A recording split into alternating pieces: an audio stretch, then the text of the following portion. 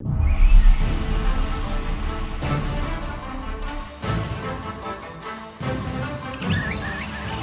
guys, what is up? My name is Jeracraft and I finally welcome you to join us today as we venture into another fantasy-packed Minecraft mega project. Today we are going to be exploring and constructing an Oriental themed empire built on the tallest mountains Minecraft could ever provide, discovering giant guardian statues and even a mighty fortress as tall as the mountains themselves. This kind of style has never been done on my channel before, so if you guys are ready, just sit back, relax and enjoy as we transform this valley into a colorful Oriental paradise.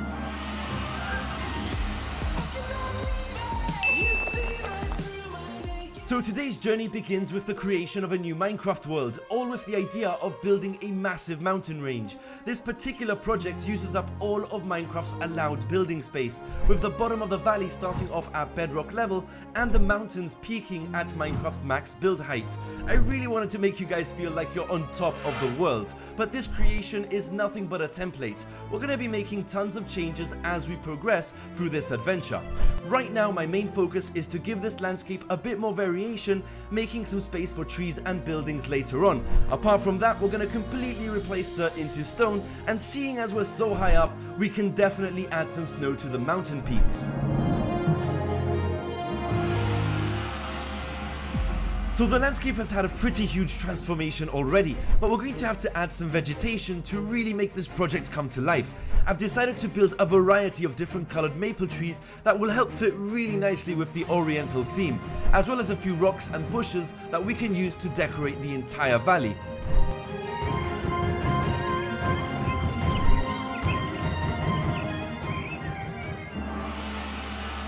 Apart from that, adding a couple of waterfalls and streams just flowing down into the valley floor will make a huge difference. I want this place to be as colorful as possible and feel like a place of peace and tranquility. The project has been heavily inspired by Mists of Pandaria in World of Warcraft, and after finishing on a solid foundation to build on, this project took a massive, drastic turn. And so my first craziest idea was to recreate my own version of the entrance found in the Vale of Eternal Blossoms, two giant statues which guard the entrance into the valley. Using World of Warcraft as a rough guideline, I did manage to recreate the massive statues in my own Japanese fantasy kind of style, which now stands over 120 blocks tall. I honestly never thought I'd actually manage to make this work, but it's turned out to be one of the finest statues we've built since the creation of the Titan statue back in deep sea Atlantis. So now we can gradually make our way into the valley, and I thought it would be a great idea to build what I believe is called a torii, a traditional Japanese gate. I tried my very best to try and make this as fantasy-like as possible while still sticking to that Oriental style theme. Now right at the very center of the valley, I also thought a good feature to add would be the yin and yang symbol, a unique place to build a small plaza area later on in this video. With that done, my next objective is really to create some Japanese Oriental style buildings. As crazy as this sounds, I actually found this to be more challenging than the actual statues, when usually it's the other way around. But after a couple of different designs, I found one that actually works. The whole idea is to find the best place to situate the new buildings across the map.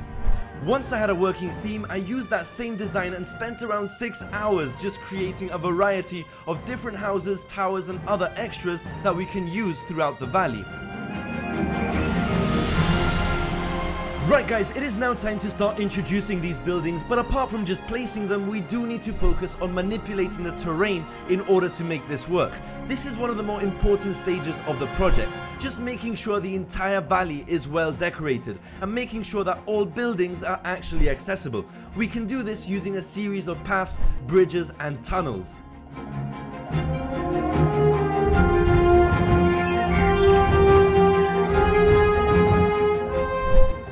I really want you guys to be able to explore the entire map and just check out some of the really cool views the valley has to offer.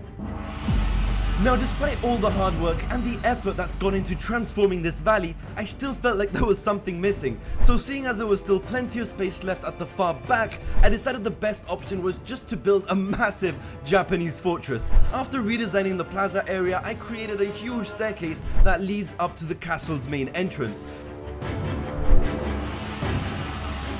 Seeing as the castle is pretty much as big as the actual mountains, the best option is just to start with a rough outline.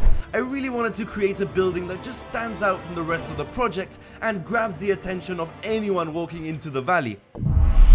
Once the actual outline is complete, all that's left to do is detail the entire building, adding some curvature to the roof and even some giant lanterns hanging down from each corner of the fortress. I really spent a lot of time just trying to detail the build as much as possible. Even adding piles of snow across the rooftop makes a huge difference. And guys, with that done and all the final details included, I can now proudly present to you my version of an epic Japanese fantasy-styled valley.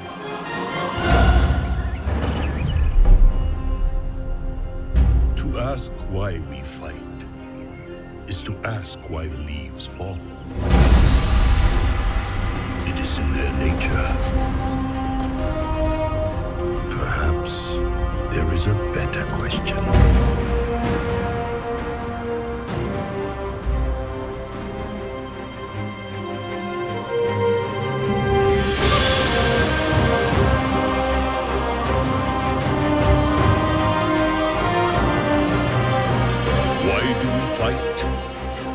To protect home and family, to preserve balance and bring harmony.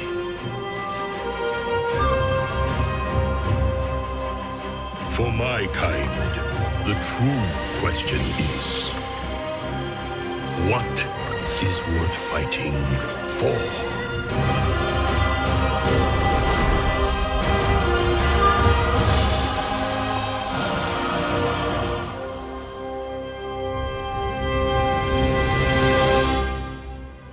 Right guys, you can get your hands on this creation at www.jeracraft.net, a single USB drive with hundreds of Minecraft worlds just like this one. So thank you guys for watching, subscribe, become a fellow explorer, and I'll catch you guys in the next adventure. This is Jeracraft, over and out.